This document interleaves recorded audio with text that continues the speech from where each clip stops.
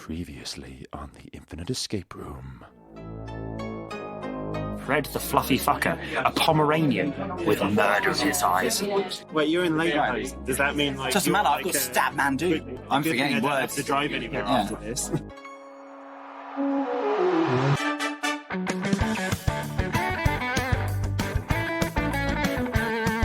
Ladies, fellas, lovers, haters, hot mamas, pimp daddies, rockers, and hip hoppers, welcome all of you to this, the Infinite Escape Room, the puzzling podcast where a group of geographically diverse pals meet up, have a couple of cheeky drinks, and work together to solve a homemade escape room of the ears. I'm Jamie, your host for this week, and tonight I'm drinking a very special drink indeed. It is a Baldur's Mead from the Lancashire Mead Company, and this is a rather special number. As you can hear. Oh, what a sound. You can see it's a very fancy bottle of Baldur's Mead. And this was a gift from our Patreon, long-standing supporter, and in my eyes, at least a shiny golden god, Hill Burton. Thank you so much for this delicious gift, Hill Burton. I shan't waste a single drop. How is it? Oh, it's gorgeous. It is pure honey. No extra flavours or like fruits and stuff added. It's quite strong as well, but it is bloody lovely.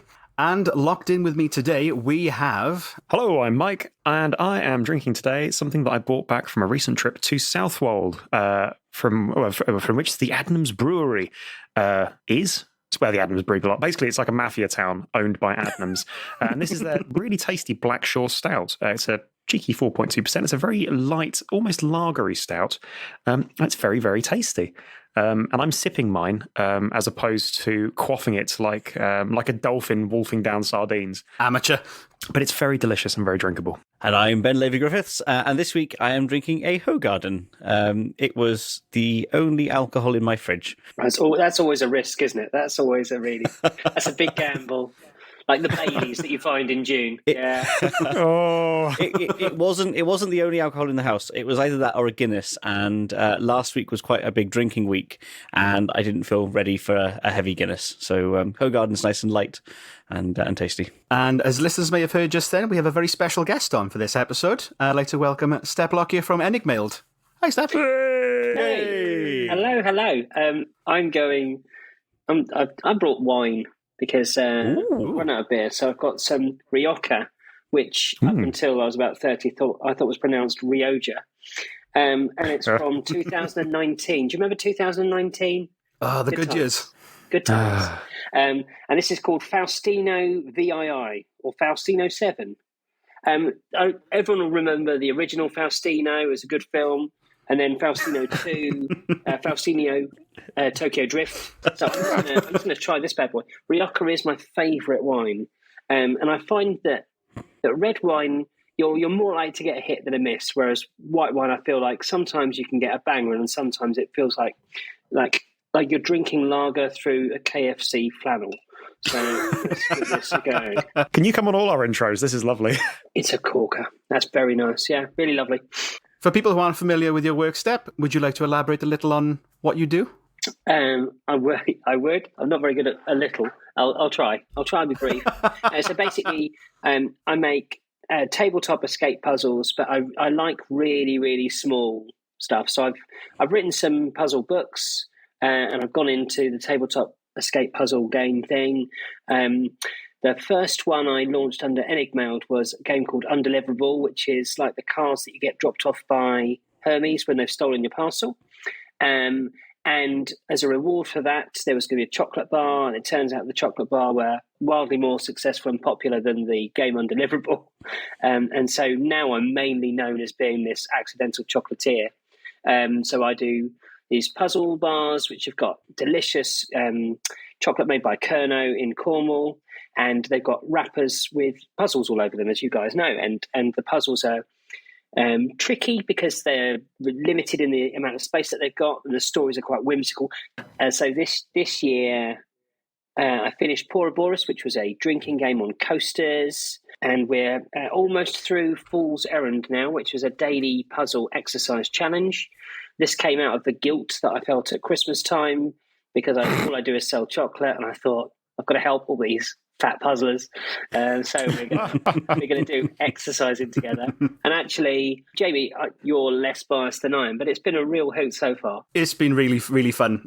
As one of the target demographic for Fool's Errand, thank you, but also damn you, because I have done more exercise in the past 5 days than I've done in the past decade. Yeah, it's highly competitive, though. People are chomping at the bit to try and get the top spots on the leaderboard. It's quite cutthroat. Yeah, it is cutthroat. I don't know why I organised it for the same day, but on the 1st of April, I launched 2 puzzle games, and I'm trying to do an experiment because there's a lot of backlash with Kickstarter getting all crypto, and I thought it'd be interesting to test out different models. So I did a 1-day only sale for some games that are being released, and I'm going to tell you about one today as an exclusive because no one else knows about it. I released 2 games, and what the buyers knew about the games was very little. The reveal, that's a drum roll on my desk, is that the £10 game is actually a game that has been known in this house for many months as Mange 2. And it comes from a pun, not a pun, a joke, where someone had been calling it Man Get Out. So this is the game. The game is that it comes in a packet of seeds. And inside the packet of seeds, so you get, inside the packet of seeds is this. And this has got a whole load of puzzles built into it that fold out, that reveal, something that you have to do with the seeds that come with it. It's going to be the first part of a 6-part prison escape series. And basically, each part will be in a seed packet, and it'll have a different function to help the prisoner. And there's a very specific prisoner that you're helping to escape. That's fabulous. Oh my God. That sounds awesome. It's also very hard not to hear Monge 2 outside of Del Trotter's voice. Monge 2. Like, it's kind of, it's a right there, Rodney. Monge 2. It's very hard not, it makes it immediately comedic. By the time this episode goes out, we'll be over halfway through Fool's Errand, so it'll be too late for many people to sign up to that. So are you able to talk about your upcoming Kickstarter, or do you want to keep that under wraps? So it's Notable Remains, and again, it's a play on words, because as I said, lots of my stuff is really, really small, but I wanted something that was really, really big. And one of the ideas I had was a game called Manifest. And this was a giant roll where you roll it out onto a table. You have to clear the table, and it's got one of those lovely blueprints of a plane, and it's got lots of details about a plane, and you've got to find out who the assassin is, who they're going to kill, where they've hidden the guns, and it covers up the table. And it was a big vision of mine. And then I got distracted by the play on words of Notable Remains and No Table Remains. And I love the idea of actually having so much big stuff that you're manipulating that you actually have to clear the tables, clear the decks for it, because I really like the idea of that. So Notable Remains feeds into my love of maps and cartography, and it's a multi-layered puzzle adventure. And so what the story is, in brief, is that there is a character who has discovered something on an archaeological dig, and they have hidden it on this Scottish island, and you've got to try and identify what the item is, where it's hidden, what its power is. And you get a giant A2 old map of the island. You get what looks uncannily like an ordnance survey map of an area of the island. You get the blueprints for the house that he built as part of his archaeological dig money. And you get a whole load of microfiche family trees and so on. And there's, cool. So there's 4 large pieces of work that will take up the table. And together with this booklet, you have to find the clues that are hidden through overlays. So the blueprint goes over the map and over the ordnance survey. The microfiche they're on acetate. And by manipulating them, it identifies certain words that will reveal the bigger picture. And with that, and this is another exclusive, I'm also working with an extra component of it with Martin Rainsford, who makes the Loki box.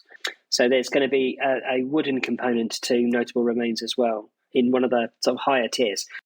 Do you have any... So you've said that you like doing small things, but but they've all been. I'm loving like the play on words and also the word magic that you've done. But they've all been physical things or pictorial things. Have you ever thought of doing anything in the audio format? Well, no. I haven't.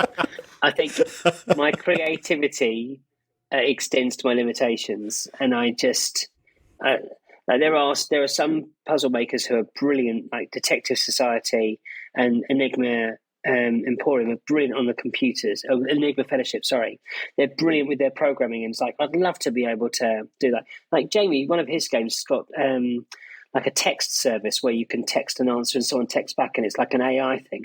I'd love to be able to do that. I've got no idea how to program a chatbot. I think it'd be brilliant. I'd love to do that, but I don't have the skill set. Like I'm still playing around with the paper stuff, so nothing audio or video for me yet. Yeah. I think that's a very diplomatic way of saying, audio's a bit shit, really. It's not really a particularly good environment for puzzles. And where can people find you online, Steph? Everywhere I can play. So the website is enigmailed.com, but I'm on everything really. Like I'm just disappointed that Bebo's not going anymore, to be honest, because I've got everything else. But I'm on Twitter and Facebook and Instagram and all the others. Yeah. Well, we'll pop the links in the show notes for punters to take a look, and please sample some of the chocolateral chocolate puzzles. They are delicious. Before we begin, I'd like to give a special thank you to our Patreons for supporting us and all the weird stuff that we do. You are the wind beneath our wings and the candle in the window on a cold, dark winter's night. And this week, I'm going to give a special shout out to 3 of our wonderful patrons: Christopher Chung, Delana Andrews, and Tonya Beard Halverson. I really hope I've pronounced all those correctly. Please tell me if I haven't. Thank you very much for keeping us off the streets and on the air. So, what is the Infinite Escape Room? Well, it's much like the escape rooms you're used to seeing out in the real world in 3D, but this one stretches across all known themes, dimensions, and multiverses. And because it's infinite, there is no bloody end to it. Every room in the Infinite Escape Room links seamlessly, or sometimes not so seamlessly, into the next in one big, never-ending escape experience adventure. Each week, one of us will present a part of the Infinite Escape Room. This week, it's me, and the others will try and solve it. If they don't escape within the allotted time, then very unpleasant things will happen to them, possibly involving whipped cream and definitely involving whips. And if they break anything they're not supposed to, they will lose their deposit, which this week is their taste buds. Forever. I know, the whipped cream and the whip sounded all right, though, so Yeah. could be worse. Just sabotage the game, throw it. So, are we ready? Yes. 100%. Then let's enter the Infinite Escape Room. Last time on the Infinite Escape Room. After exercising the right-wing spirit from the walking corpse that is Nigel Farage, thus stopping Brexit in its tracks while it's still barely a twinkle in the bigot's eye, you take off into an escape tunnel. When you emerge, you're greeted with open sky, high walls, a gushing waterfall, and several suspicious smells. You feel a stone whiz past your face and land at your feet. On closer inspection, that's not a stone at all. It's a ball of shit. You look up to give someone what for and lock eyes with a 7-foot-tall mountain gorilla with "Don't fuck with me" eyes. Behind him is a poster reading "Welcome to Cincinnati Zoo," and you realise where you are. Fate has delivered you to the final nexus, the last turning point from which at least 6 years of bullshit have occurred. You stand before Harambe on May 28th, 2016. A giant clock above the poster reads 9:30 a.m. The park opens at 10 a.m, by which time the punters will stream in and it'll be too late to turn the hand of fate. Harambe the gorilla will die today unless you change the course of history. You have 30 minutes to save Harambe and very likely our future. Your time starts now. What would you like to do?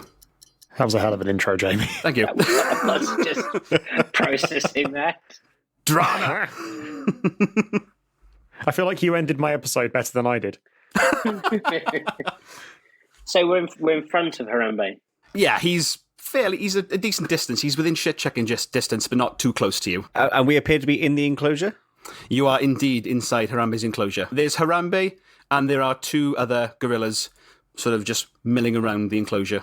Is the enclosure locked?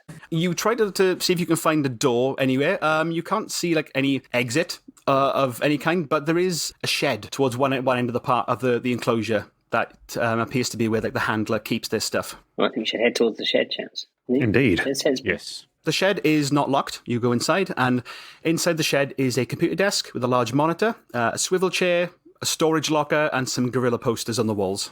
I feel like those gorilla posters won't be there by accident, because you know where you work. If you work in a gorilla, if you've got a shed in a gorilla enclosure, you don't need a poster to remind you that there's gorillas all around you. So yeah, can we take a look at those posters? Yeah, you can. So there are 3 posters on the wall. They've all got generic gorilla stock photos on them. Each of them has a shape painted on the top half of the poster, and then there's some text on the bottom half. So the first poster has a circle printed on the top half, and the bottom half says, "These apes have no hair on their heads. They make me emit the sound of a stupid person." There's a second poster with a triangle on the first half, and the bottom half says, "These apes like to party, like the wives and mistresses of kings. I like to watch them play on that bit of coast that curves inwards." And the square poster, a poster with a square at the top, has the text below that says, "These apes are smart. They like to give us money for food, but they weigh a lot, like over 1,000 kilograms." I will paste that into the chat, and it'll be in the show notes as well. The money for food thing's true, isn't it? They didn't they do like an experiment with apes years ago, where they got them to actually like exchange money for food. Oh yeah, I will say that's deliberate.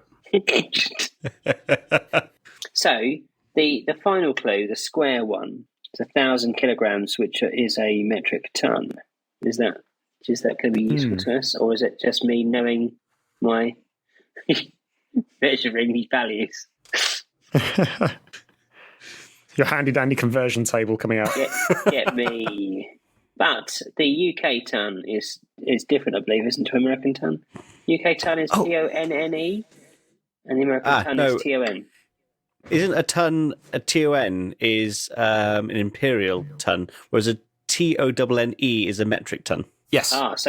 So we're both right, because the Americans still... Well, no, I've got a feeling that there is imperial and then there's US imperial, because of course there's going to be... Of course there's US imperial. Bloody Of hell. course there is. How do they put things in space? That implies that they have an empire, though. That's not fair. We work bloody hard for hours, damn it. Dun, dun, dun, dun, dun, dun. Yeah. So circle hair, party triangle, square ton. Can we take a little look at the lockers, please? Yes, so it's a storage, like a foot locker kind of thing. So inside the storage locker is the handler's uniform, and there's also a gorilla costume. Attached to the gorilla costume is a note. It reads, "Dear Neil, thanks for the late night tutoring session. I can't believe you managed to sneak me in through the back door. Lads. I see why the costume was necessary. This place has eyes everywhere.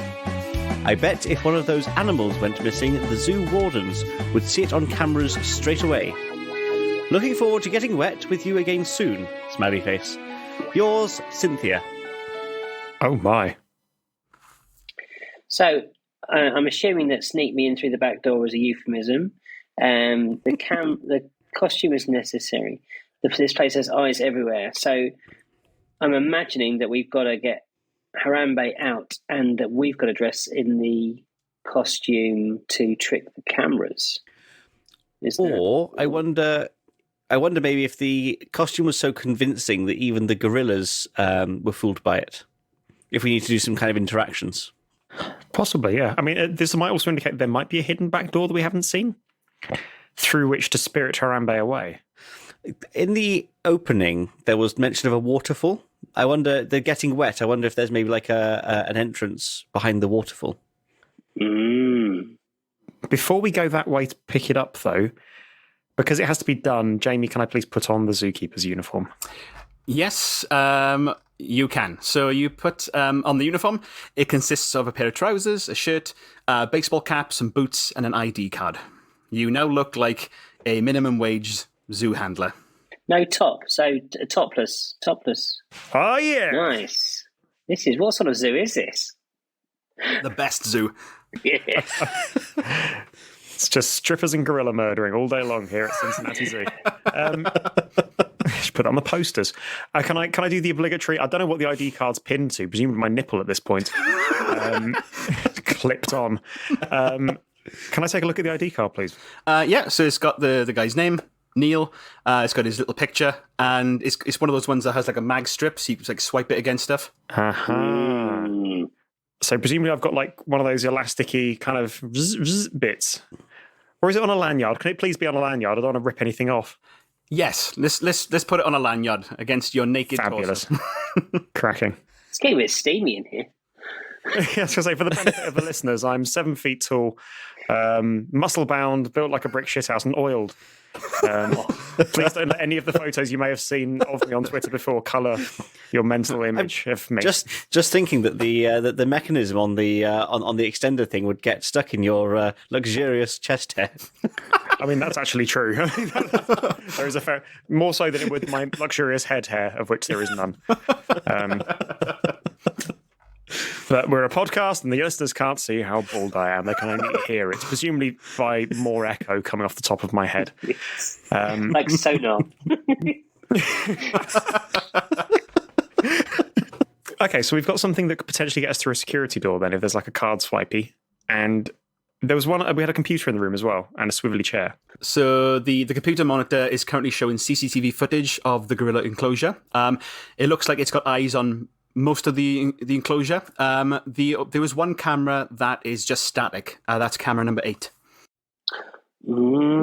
Is there a map or a plan of where the cameras should be pointing anywhere in the room?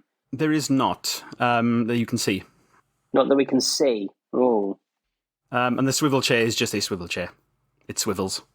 Does anybody want to wear the swivel chair? In for a penny, in for a pound. There's been a couple of different places I've worked where there's been a challenge to see how far you can get without getting off your chair. It works quite well if you work in a place with elevators, because you can go via multiple floors, different buildings. So, next move, chaps.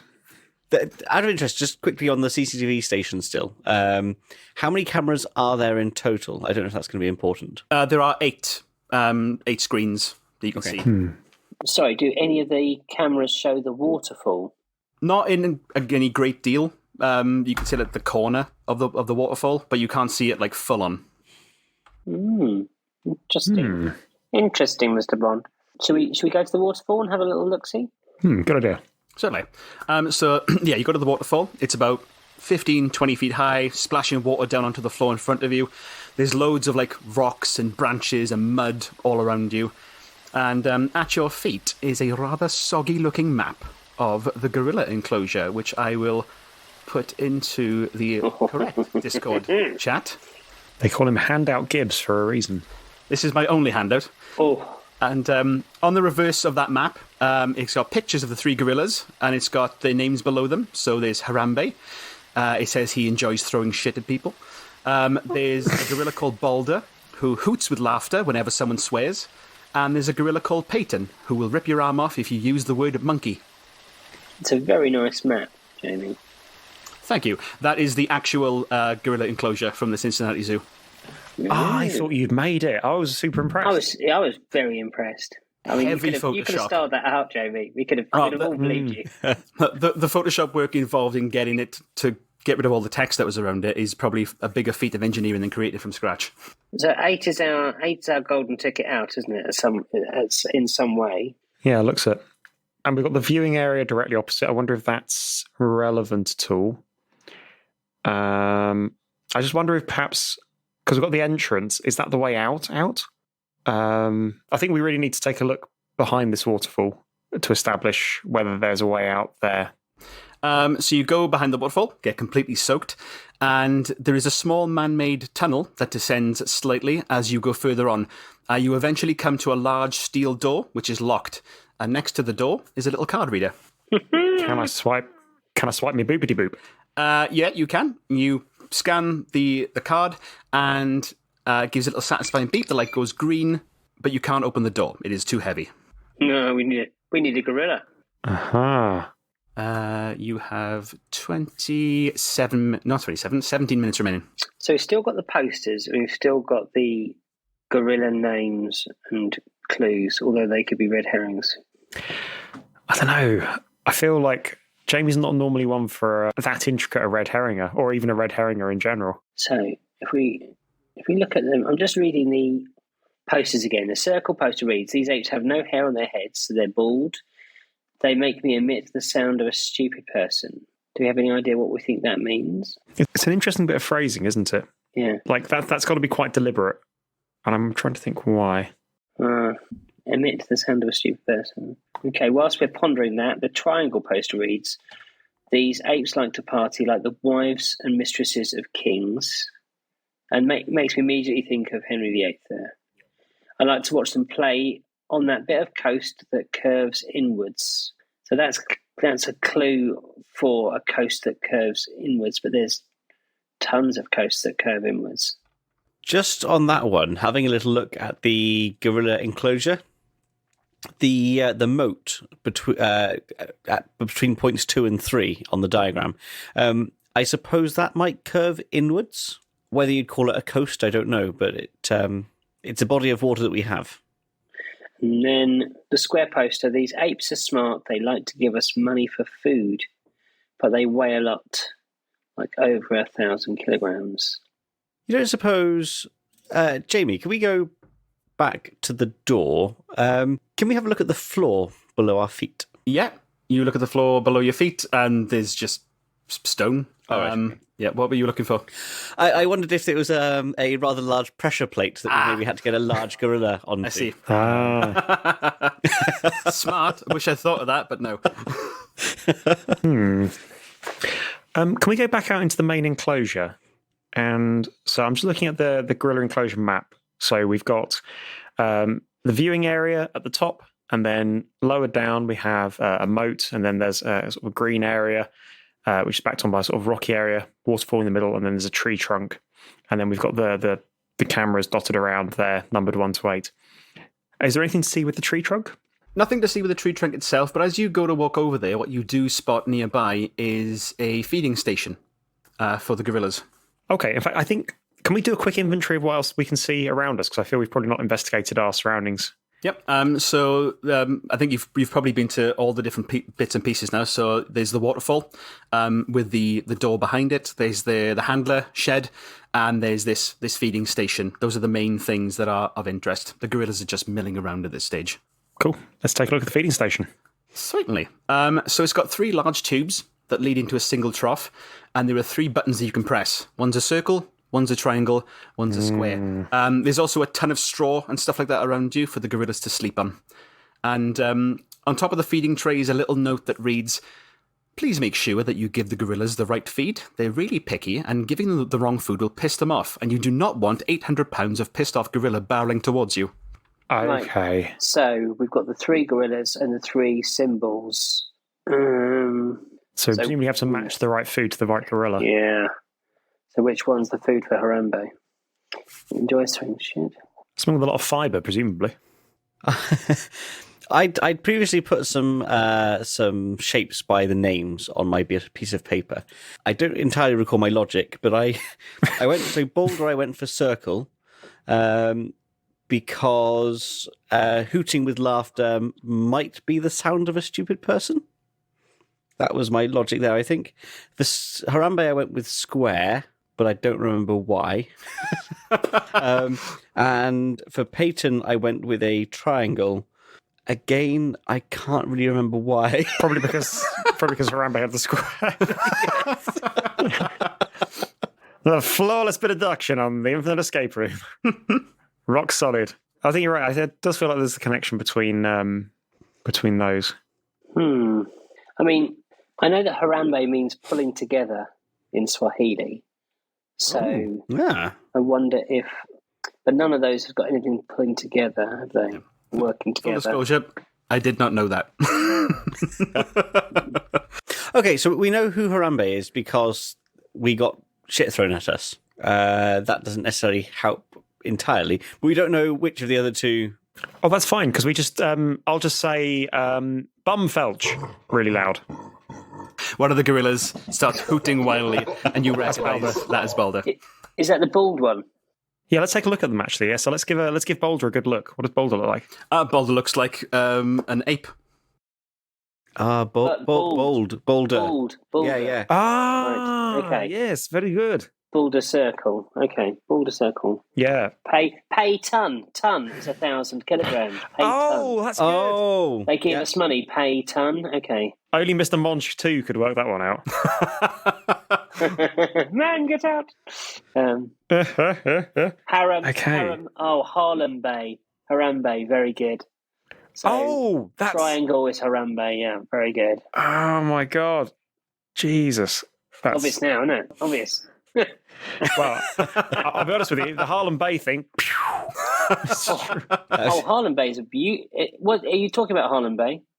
No. Or just Bay? Bay. The first part is harem. Harem Bay. Yeah. A harem of wives and A concubines. harem, yes, very good. Oh, Yeah. I mean, that's very good. I'd imagine you would pull together if there was a harem. Depends.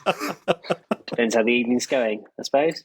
Right. So, do you think, chaps, that we need to feed the gorillas to make them more pliable to pushing the door open? I think whether they're going to push the door open or not, I think that you're right in that we need to feed the gorillas the particular symbol food that we've given them, or we've assigned to them. Yeah, let's start with that and see what happens. Okay, so I guess that means, we'll be feeding the circle food to Boulder, the square food to Peyton, and the triangular food to Harambe. Sure. So you punch each of those buttons in turn to collect the food. The tray dispense is a mix of ants and termites and peanuts and bananas all mashed together. So you give the one mix to Harambe. You offer it, and he takes it and he enjoys it. He'll now follow you as long as you've got that mix to hand. You also give ones, the triangle ones and the other ones to the other gorillas, and they hoot with delight, and they will also follow you around so long as you've got that mix to hand. Okay. You have 8 minutes remaining. Should we see if we can persuade the apes to open the door somehow? I think we're going to probably need to do something with the ape costume, which presumably means somebody's going to need to stay behind to take Harambe's place. If I stay behind, do I have to do an next week's puzzle? In the same location. I mean, if we don't want to alert the authorities, then one of us has to stay behind and we just take Harambe, don't we? Because we leave the other two. If we take all three, that could alert, because there are eyes everywhere, they said. So yeah. So maybe one of us stays behind in the costume and the other two take Harambe via food down the waterfall. Yeah. It would definitely be more tricky to get an Uber with 3 one-ton apes as well. I think we could probably get away with one. Okay, so shall we... I mean, do you reckon one ape will be enough to lift the metal door? Should we try just getting Harambe to come lift the door for us? And doing a bit of the old switcheroo? Let's do it. Basically, what I'm trying to say is I'm already wearing the zookeeper costume. I can't possibly wear a zookeeper costume and a gorilla costume and stay behind to sacrifice myself nobly. I shall place on the gorilla costume. It's very baggy and slumpy in some places. But not where it counts, eh, Ben? You know what I'm saying? Okay, so Ben, you put on this gorilla costume that, as far as you can tell, looks like Harambe, but you know, you're not a zoological expert. It is a bit baggy, but you do the hands and the feet seem to be sort of weighted down, so it's really difficult for you to like walk around and act like a gorilla. So calling me a knuckle dragger now. That's fine. So what are you doing, Ben, at the moment inside this gorilla costume? Sweating profusely, I imagine. It's all getting a bit clammy. I'll head towards the moat and just sort of have a sort of a little paddle. Okay. So Mike and Step, what are you going to? We're gonna feed Harambe and get him to follow us towards the waterfall, I'm assuming. Yeah. Yeah. So you start to lure Harambe towards the behind the waterfall. He gets as far as the waterfall itself and then stops and points at Ben and shakes his head and then sort of gestures for Ben to come as well. I guess that I drag my knuckles across the enclosure towards the waterfall and make my way through. Okay, so Ben goes through. You try to lure Harambe again. He stops, shakes his head, and points at the cameras around the enclosure. He's very helpful, isn't he, Harambe? He's very useful. Yeah, he's a smart ape. Oh, okay. So do I? Okay, I will come back out from the waterfall. Can I go and stand near camera number 4, please? Sure, you stand by camera number 4. Because camera number 4 we could see in the shed, and I'll sort of act like a gorilla. Yeah, so you start chucking shit everywhere. Oh, and there we go. I'll hold the food for Peyton and Boulder, and I'll hold the food for them and entertain them with bits of banana over at camera number 5. Okay. Which we know it can also be seen. So we've now got 3 gorillas definitely on camera. Yep. And then as you try to lure Harambe back in, he stops, shakes his head, and gestures to Mike and Ben, and gestures you to come over. Looks like he won't leave without all 3 of you. Oh, that's nice. Do we need to maybe sub so there's only ever 3 gorillas visible at a time? So if Ben strips off the costume, we walk Harambe under the waterfall. Ben puts on the costume. No, wait, because then there's still... Do we just fill a costume full of food? Leave a little... You're doing like the fox chicken apes thing, aren't you? I mean, can we all go under? Like, do we need the costume on? Should we all try going under with Harambe? You all try going on. Sans costume, Harambe stops and points at all the cameras. Oh, he's a pain in the arse, isn't he, Harambe? So, at number 7, there's a tree. I wonder, are we able to dress part of the tree up as a gorilla? Yeah, you can try. So you put the costume over the branch of the tree. It sort of slumps down a little bit, so it's partly filled, but definitely not a gorilla. All right, okay. And I presume if we will go under again, Harambe's going to point at the cameras. Yeah, it seems it's not an impressive enough decoy. What could we... I mean, we could fill it full of food. We've got a dispenser. We could just fill it until we can't fit any more food in. I mean, it looked like Harambe had bloated a bit, but... Is there something about... So Peyton would rip your arm off if you say monkey. She starts looking at you weirdly. So the shit throwing and the laughter... I don't know whether that was just to discern which one was which. It was.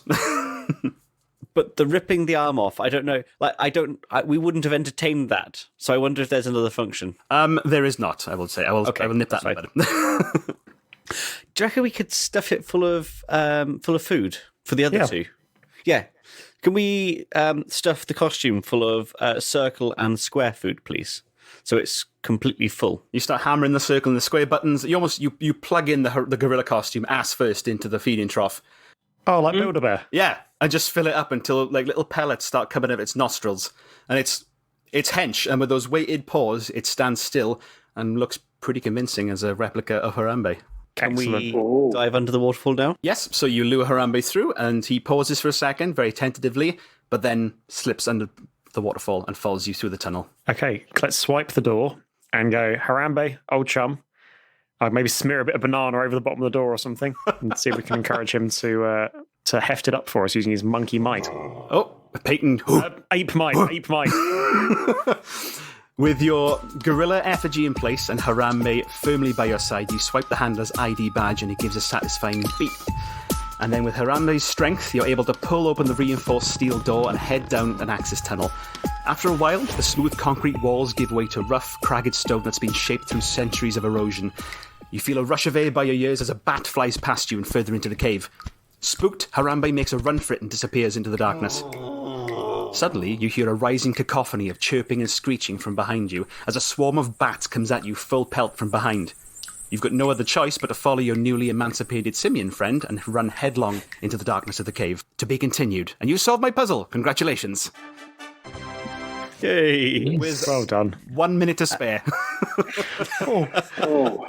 Sailing close to the wind. Sailing close to the wind. Well done. That was a good puzzle, dude. That was a good puzzle. Eloquently put together as always, Jamie. I need you to start writing my outros for me. You did really well. Did really well. So what did we fuck up? Like, where did we go off the rails? I was concerned that you would get the names, the way the naming convention was done, too fast, because it's been in my head for so long. I'd be like, okay, they're gonna see that immediately. Boulder, that's gonna make the connection. But I'm glad that you didn't, and it took a bit of time to tease that out. I thought you would have gotten the finding ways to stuff the gorilla with whatever you could. I thought that would be the first thing you do. Oh, gorilla, I'll wear it. No, that's no good. Right, let's just stuff it full of shit. Oh, we could have had Harambe just throw shit into the costume. That would have been much better. Oh. Yeah, I mentioned there were straw, mud, and rocks and just debris around that you could have used to... So my thinking was it probably had to be food because we wanted the other two to stay in the enclosure and not follow us. Knowing that there wasn't that constraint might have been easier. And yeah, positioning the gorillas in certain cameras, that was really cool. I wish I'd thought of a way to use that. That would have been really good. I'm impressed. I enjoyed it. Jolly well put together. Thanks very much. Probably would have solved it a little bit quicker. It hadn't been on the second beer. Oh, that's sharpens the brain, Mike. It's fine. two beers is always good. Yes. Oh, I don't know about that. I think the last bit of this might go down the sink at 6%. I'm glad that you got out because I didn't write like another outro if you hadn't got out, because that would mean that Harambe still gets shot and I'd have to write the death of the internet's most beloved gorilla, and I just haven't got the heart to do that. No. Once was more than enough. Not again. Yeah, you've averted 4 apocalypses now over the past month, so who knows what brave new world we're going to enter into in Ben's next episode.